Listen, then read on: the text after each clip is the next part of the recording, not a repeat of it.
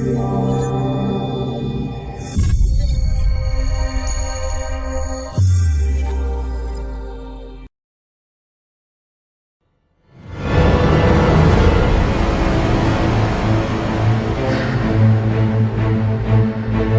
Jungle.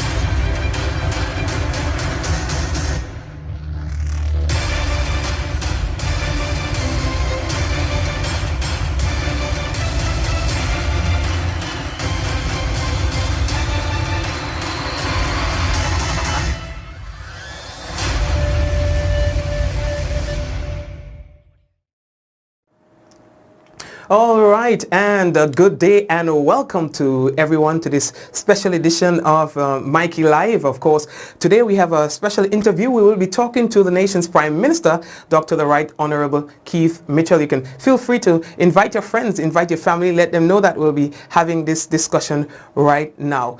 I mean, it's no secret. Grenada has been having a hard time with the COVID-19. In recent weeks, our numbers have climbed, I mean, to figures that are not very comfortable for us. Now, we all would like to engage with the leaders, and of course, we thought it was really necessary to get the Prime Minister to have a word with him in terms of Grenada's response to the COVID-19 pandemic. We have, ladies and gentlemen, Dr. Keith Mitchell. Good afternoon, sir. Good afternoon, Mikey. Good afternoon to your listeners throughout the length and breadth of Grenada, Carriacou, and Peter Martinique, and of course, and beyond.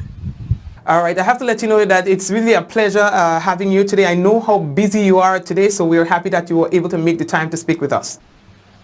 Well, yes, it's an important time to communicate with the nation. As you know, given the present situation with this virus, we have to find different approaches to communicate with the people of our country. So this is the medium we have to use. The electronic medium is the way to go. So I'm very happy, and I want to thank you for giving us the opportunity to share with the nation on some issues. Very well. Dr. Mitchell, what is it like managing the country at this time? Well, it's a new one for me. I have, in my 37 years of political life, I've never had to confront a situation like this, attempting to bring services and to bring comfort to the nation, and at the same time having to deal with a pandemic, international, regional, and local pandemic. That is a very big difference, and therefore one has to think outside of the box if you want to be able to reach people or to give people a sense of comfort, because they're looking towards us for leadership and for hope. And this is precisely what we have to do in this particular time. So it's a difficult one, extremely difficult one, but I suppose you have to do the best job you can and use the united effort of the team around you, and which is precisely what we are trying to do. And of course, call on our nation to unite, because this is the key issue. I heard a statement today by the President of the United States' wife, when she said in the United States, she called on all of our people to do not fight each other at this time. What we have to do is unite to fight the virus. And to me, I think it's a message that could be pretty consistent with all countries around the globe at this particular time. This is not a time to chronicle differences, but this is a time to unite our effort, because we are facing life and death issue. And therefore, I think this is precisely what we have to do. And speaking of unity, how do you unite? Because I know that there are various institutions and organizations that may oppose to the manner in which your government is responding to the pandemic. So how do you come together, trash out what your differences and come to one common understanding? Does it happen at all? Well, I don't know that there are much differences in terms of what we are doing as opposed to what others wish to do. I think the naysayers are people who consistently don't put the country first, always put themselves, what they perceive to be the political interests or other interests first ahead of that of the country. And that's my fundamental difference.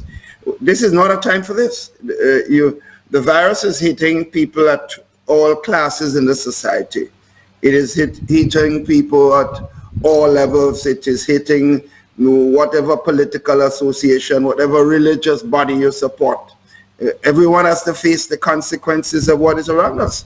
And it seems to me there should not be any fundamental difference in views as to unite to deal with it. You have to first, the scientific knowledge is there. What it says is fundamentally wear your mask consistently, and wear it properly, not wear it sometimes down almost like below your nostril, and so on. Wear it properly, social distance when you're with anyone, and at the same time, when you're touching, you also wash your hands or sanitize consistently all the time. And I think this is the message we have to send. And then realize the one permanent approach to dealing with this, moving to another level, is to vaccinate. I think that's the key. Without vaccination, we are not going to get to herd immunity in a time that we want to. I remember last year when we were talking about the virus when it hit us in early March 2020.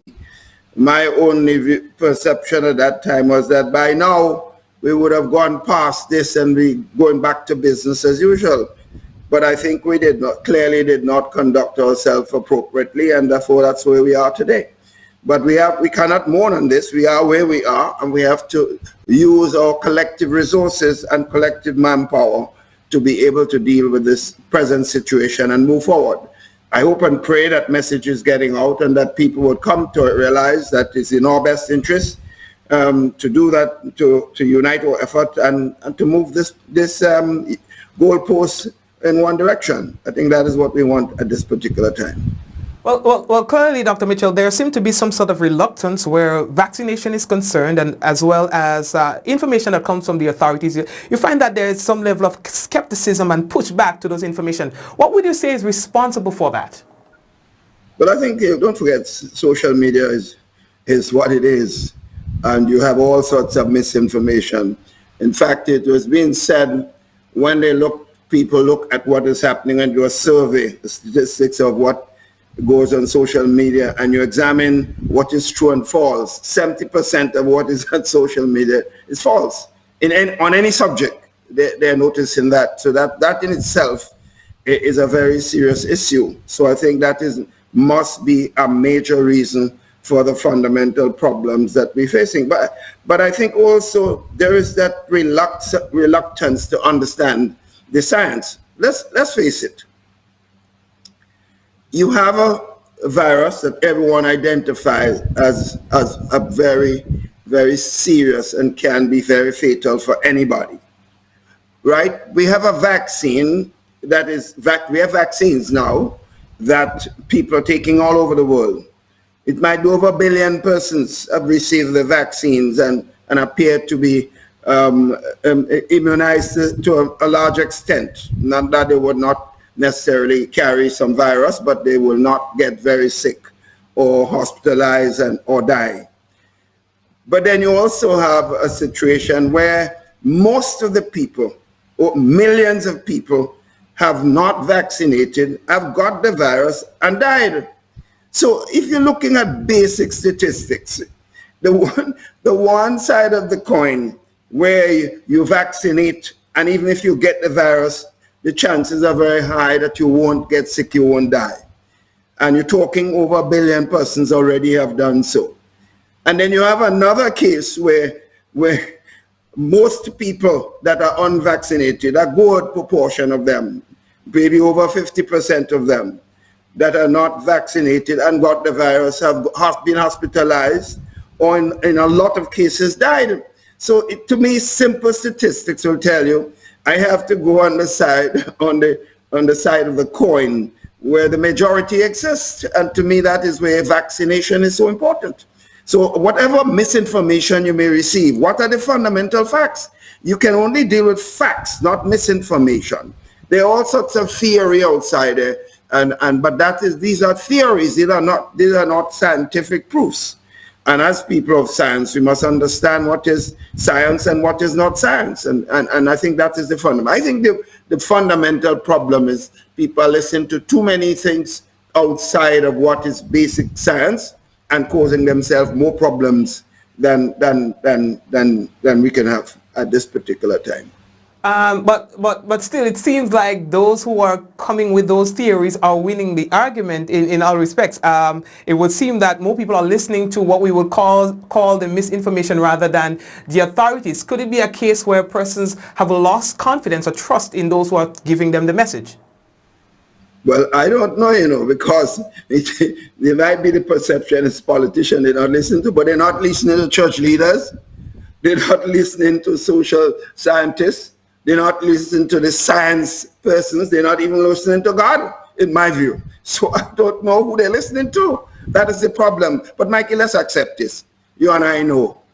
You could write 10 stories that are of a positive nature and write just one of a negative nature. What gets played and what gets listened to more is what is considered to be negative ones. That is life. Unfortunately, in this case, you're talking life and death, and therefore that's why this one is so serious. But we know in our country, for example, it is well known.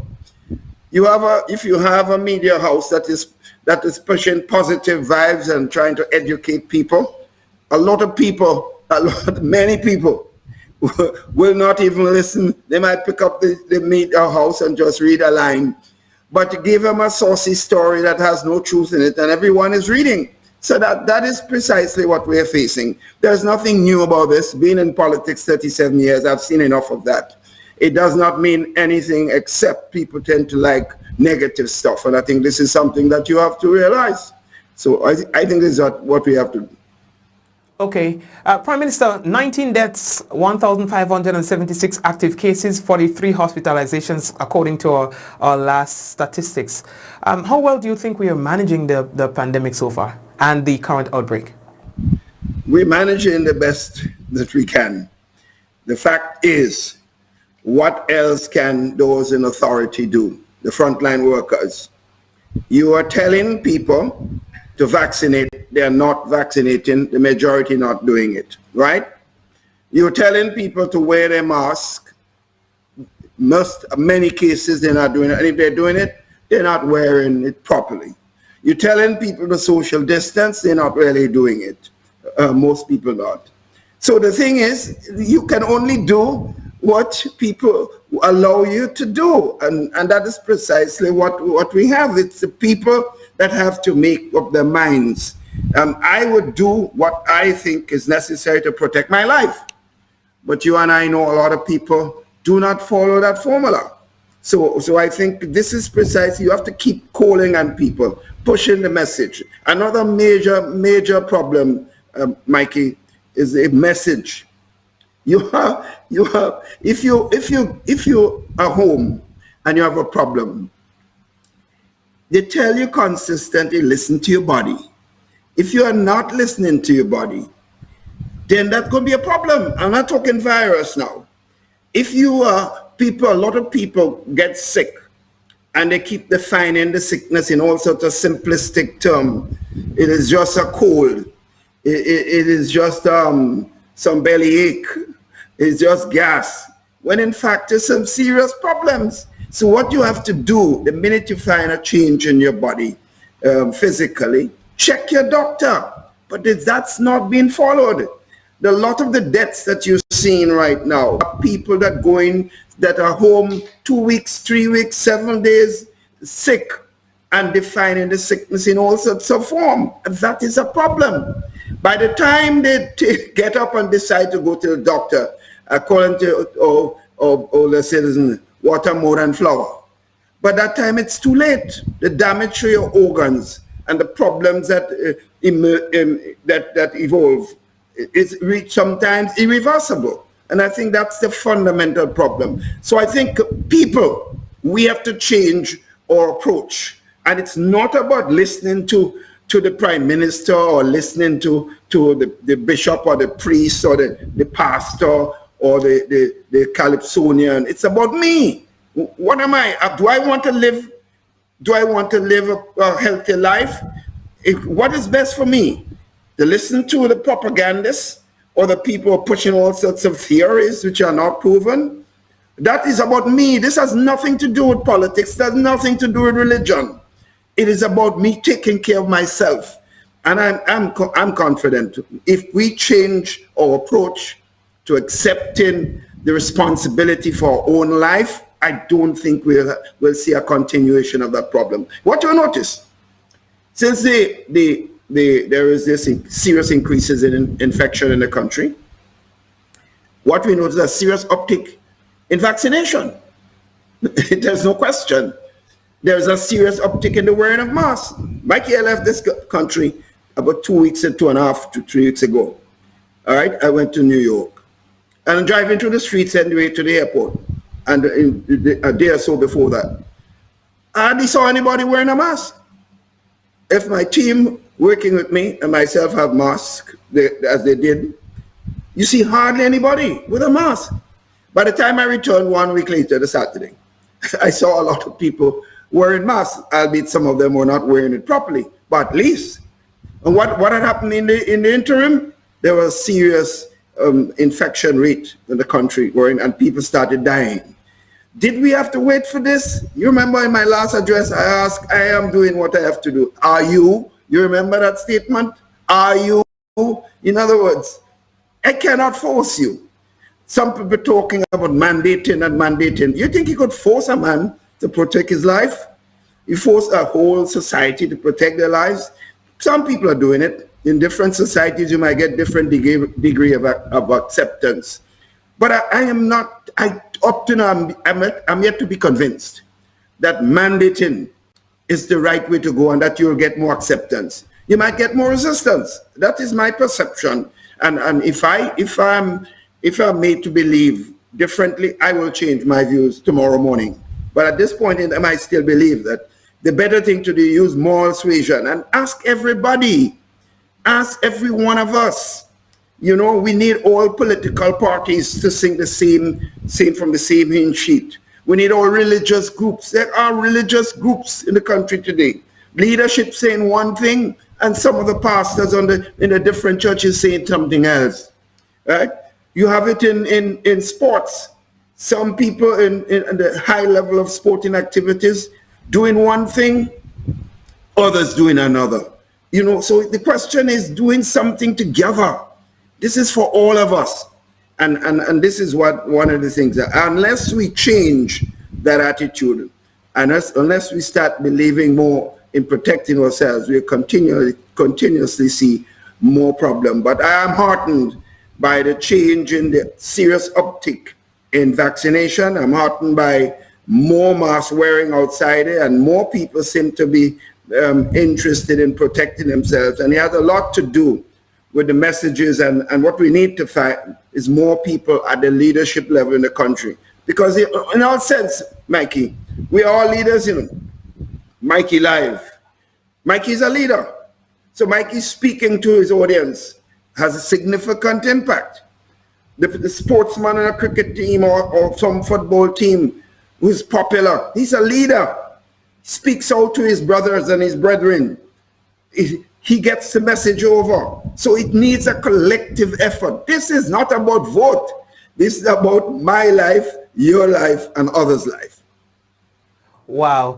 So for Prime Minister, I see that time is going so quickly.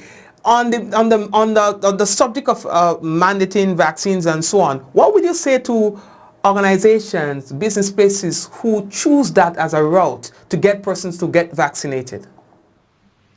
Well, you see, I think it's a decision for individual businesses. Let's accept it. You and I know, if I have a business and I know there is a serious virus around that people can carry, and I would insist that those who come around in the business will not infect innocent people, because it can be proven, If I can prove my coming into your business for service, that you allow people to infect me, I can sue you. So let's accept this. And it is well known. Everyone has a right to decide what is best for him. So someone decided do not want to vaccinate. But the businessman decided, I don't want you to infect my people and cause them death, and then I have to pay millions of dollars or whatever it is. So these are your rights end with my life, where my life starts. So remember that. That is something that we must always remember. We are accustomed in a society with rules. This is not the first time there is a rule to protect people in a country. In several cases, the traffic laws we have in place are restrictive to the independence of individual in several areas. So, but we get used to it, so we accept it. We have to go to Africa. In some countries in Africa, they insist that you must vaccinate against typhoid, otherwise they won't let you land. But we accept it.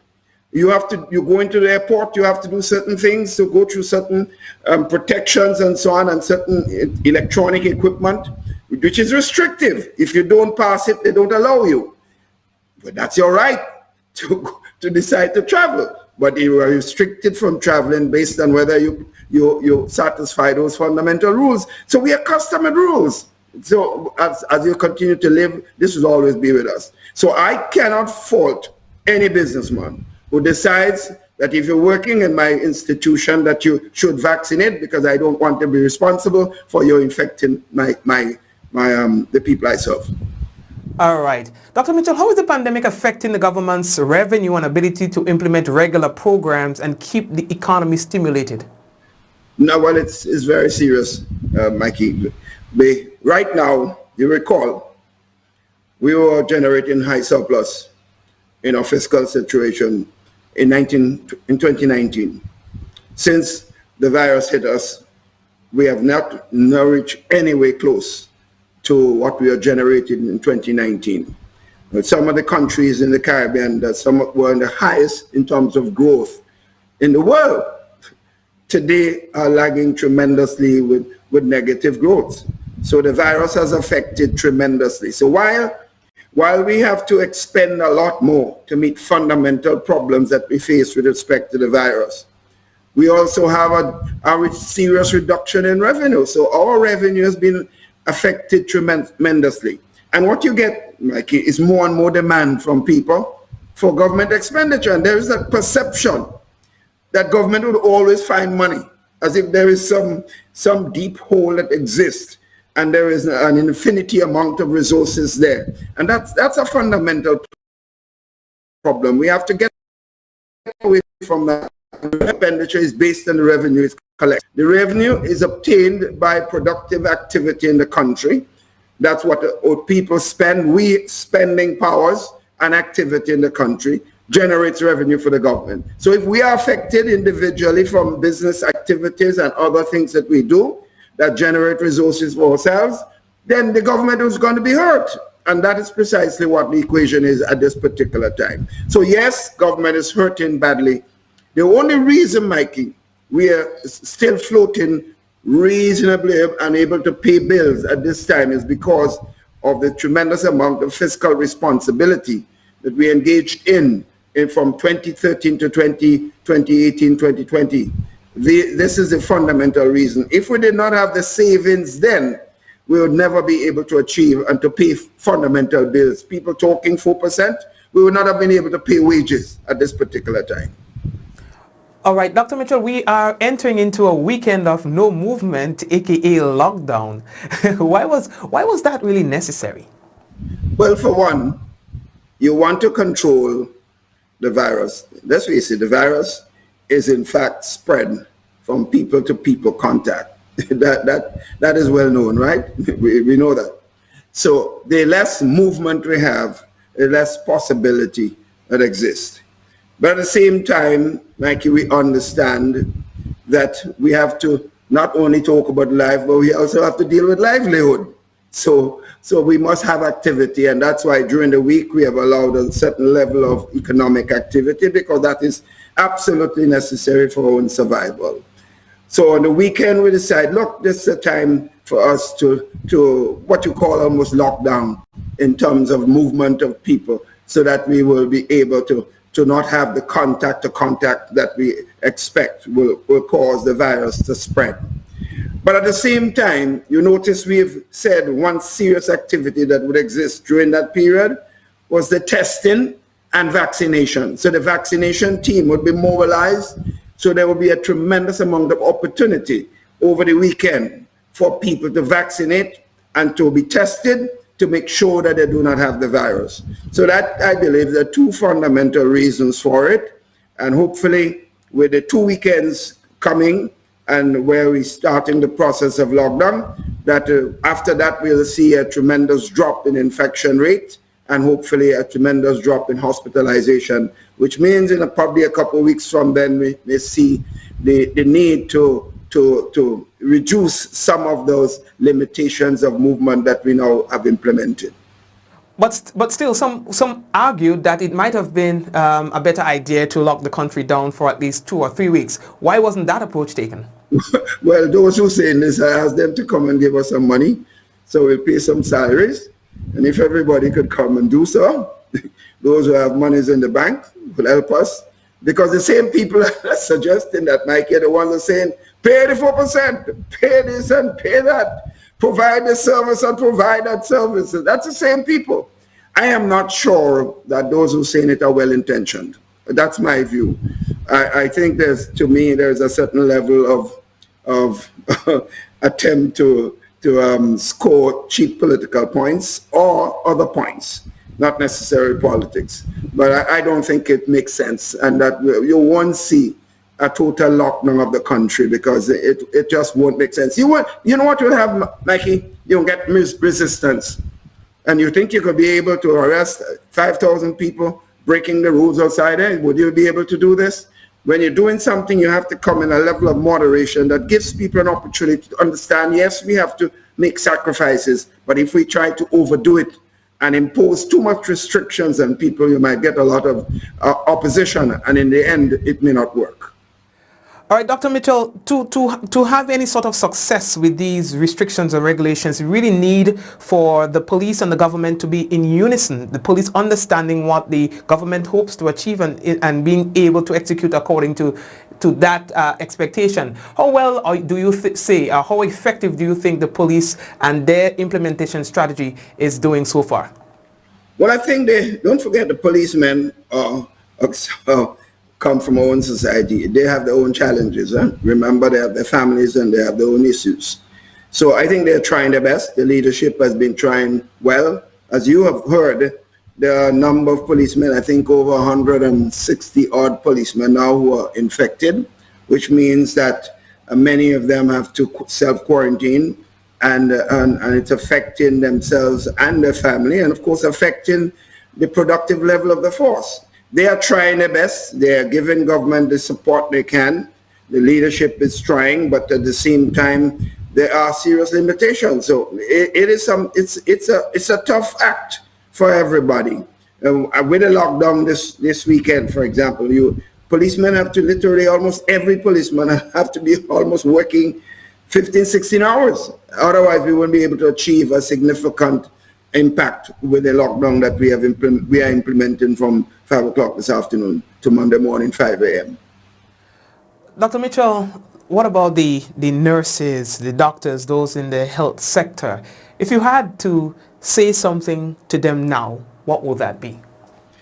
Well, I think most of the doctors and nurses are giving us human service. They are risking their lives to save others.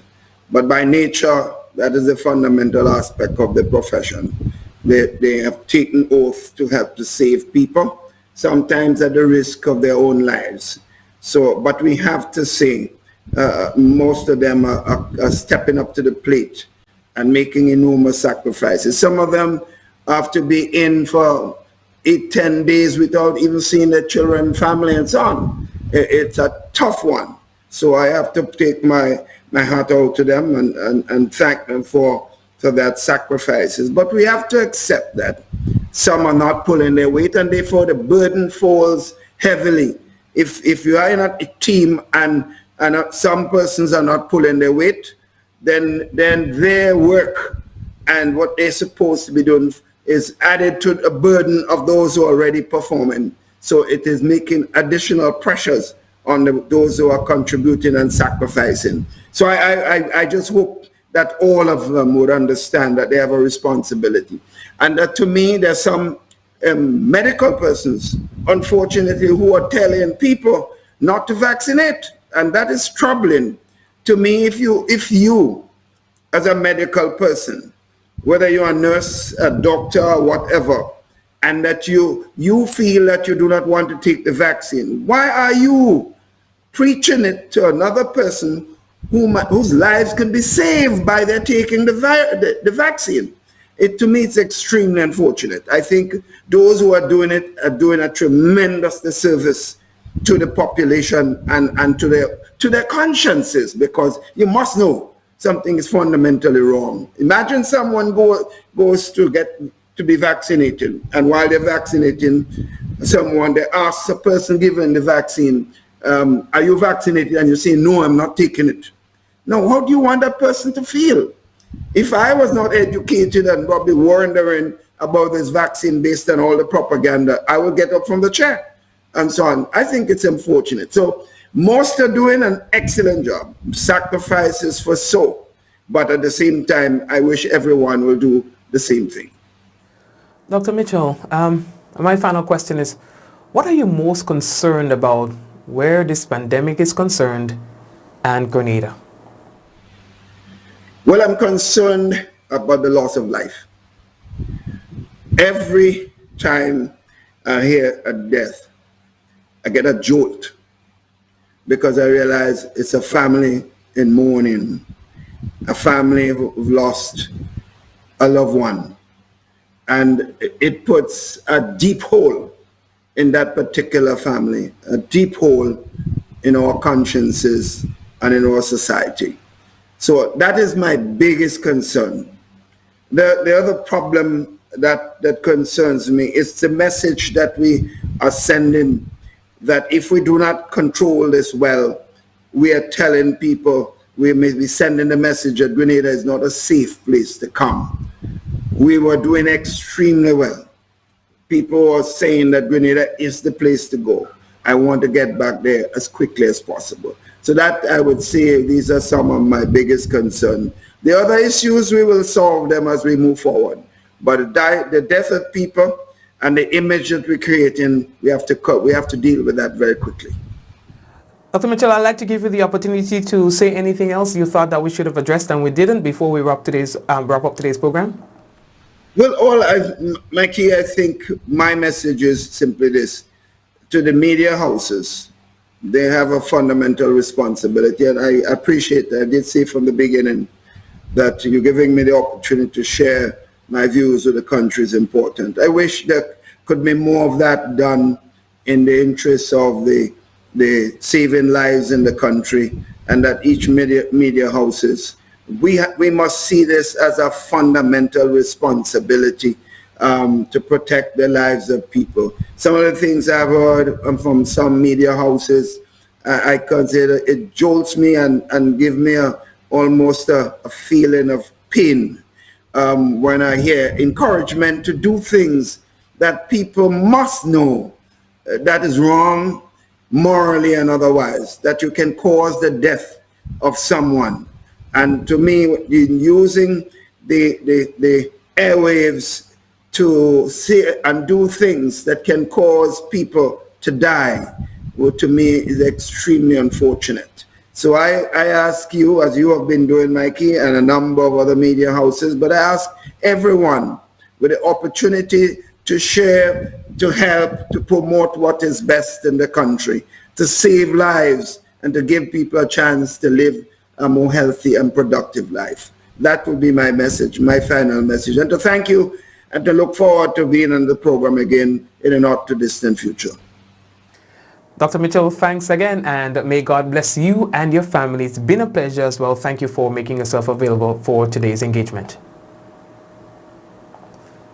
Oh, you, like me, all of us, we could do what we want, but the first thing we have to do is to protect ourselves. Thank you.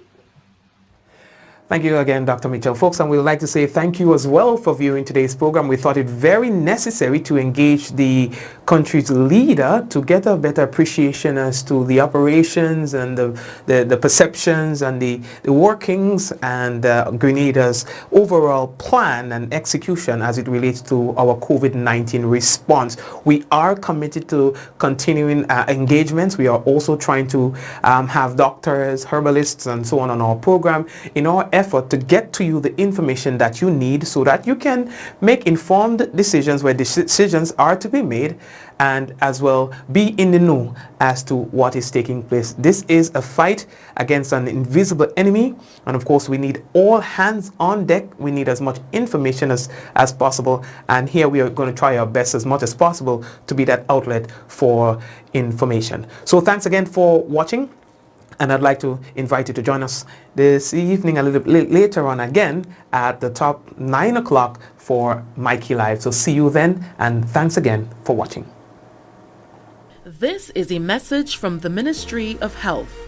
If you or a family member suspect that you may have contracted COVID-19 and are displaying symptoms, please immediately self-isolate at home. This means that you must also avoid all contact with other members of your household.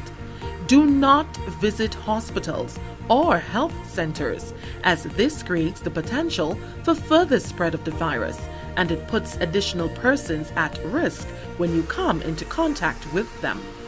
Your best course of action is to call the COVID-19 hotline at 458-4787 or 538-4787, or contact your nearest health center or medical station. Once your information has been received, health officials will come to you. Help prevent the spread of COVID-19. This has been a message from the Ministry of Health. Let's get tough on breed larceny. It will destroy our economy. Larceny threatens our food security. Can hurt us locally, hurt us globally. To all the buyers, ask for license from all produce sellers. To all the people, call 300 for police for them thieving fellas. To all the farmers, don't steal produce from your brother. Then you're selling to traffickers, hotels and street vendors. Nah man, let's do all we can to stop breed larceny. New vigilance, new laws, and a tough judiciary. Stop Grenada's organized business crime. It's time. To report breed larceny, call 300. Feel good.